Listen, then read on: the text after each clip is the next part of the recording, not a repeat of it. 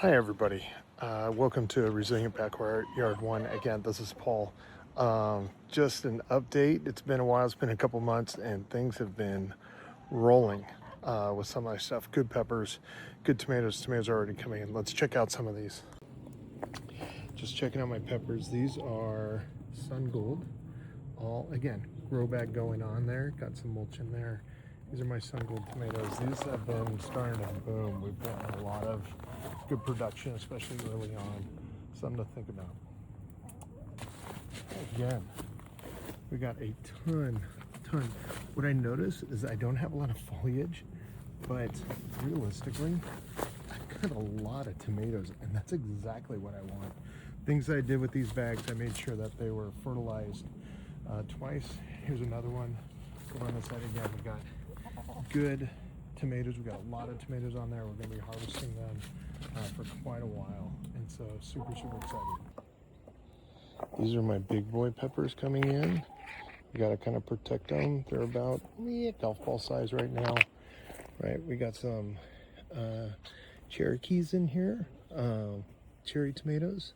So they're starting to set again. I've got less leafage this year, but better tomatoes, and that's exactly what I want. So it's not that I'm not watering them all the time. Notice too, I'm getting bigger. This is a 30-gallon grow bag, and I think it's what that plant needs. Again, more soil, better roots. You know, plant's able to take care of itself. Another thing, we got other types of tomatoes. Look, I got this. Oh, this is what I don't like. It's what I don't like. This is what I got. Tomatoes kind of half-eaten, so I've really been stepping up rodent control. I know this is definitely rats on this. In the last week, I've actually trapped 6 rats. So I got to continue to keep up my pest control as we go around. What I'm starting to look at too is I'm making sure I don't get tomato hornworm. So I'm kind of on the lookout for those, and hopefully we don't get any of those. But the plants are doing really well. We got tomato setting where it's good.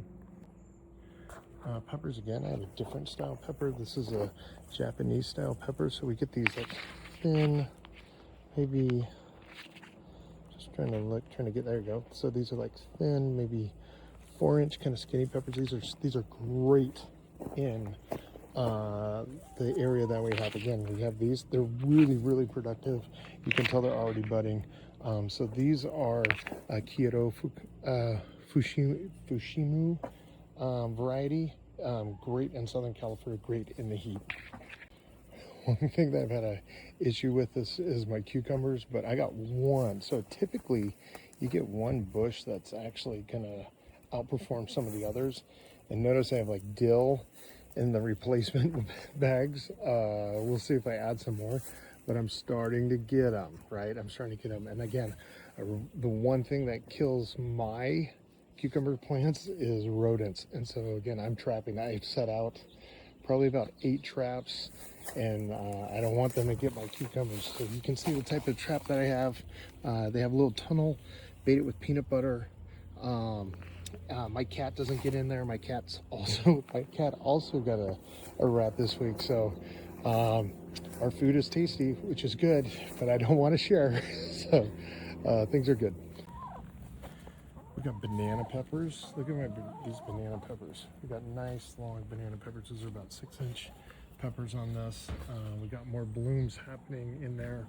What I want to do with this, you can see some of these marigolds I got growing in there for nematodes, but a little bit of droopy leaves. But hey, this is the afternoon. It's warm. We get like that. One thing is I'm picking up my watering.